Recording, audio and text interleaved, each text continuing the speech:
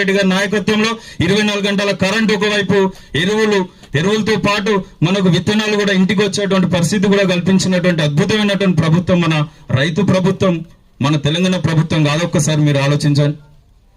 ఇదే కాదు, ఆడబిడ్డ పెళ్లి అనగానే మనం భారంగా భావించేటువంటి పరిస్థితి ఉండే ఒకప్పుడు. మనకు ఉన్నోళ్లకు ఆ ₹1,00,000 అనేది చిన్న అమౌంట్ కావచ్చు. లేనోళ్ళ పరిస్థితి ఏంది? ఒక అన్న సాయం చేయడు, ఒక మీనమా సాయం చేయడు, తమ్ముడు సాయం చేయడు, తోబుట్టు సాయం చేయనటువంటి పరిస్థితి మనం చూసేది.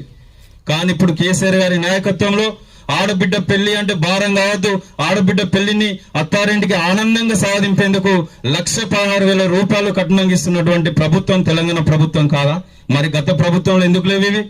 గత ప్రభుత్వంలో ఈ రైతు బంధు ఎందుకు లేదు? గత ప్రభుత్వంలో ఈ కళ్యాణ లక్ష్మి ఎందుకు లేదు?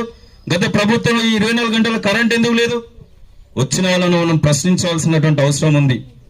వచ్చిన వాళ్ళను, అయ్యా మీకు 70 సంవత్సరాలు అధికారం ఇచ్చినాం, 60-70 సంవత్సరాలు ఈ యొక్క దేశాన్ని, ఈ యొక్క రాష్ట్రాన్ని పాలించారు.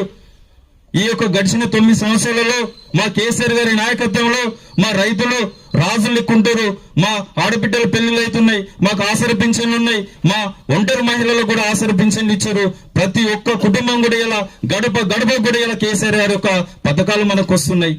మరి నువ్వేమిస్తావయ్యా అని చెప్పి ఒకసారి మాట్లాడురి, ఒకసారి ప్రశ్నించురి, వచ్చినటువంటి నాయకుని ప్రశ్నించురి. 70 సంవత్సరాలు అప్పుడు చేయనటువంటి అభివృద్ధి నువ్వు ఇప్పుడు ఏం చేస్తావు? ఇప్పుడు మాకు అన్ని రకాలైనటువంటి సౌకర్యాలు ఉన్నాయి, కొత్తగా నువ్వు చేసేది ఏముందని చెప్పి ఒకసారి ఆలోచించరు.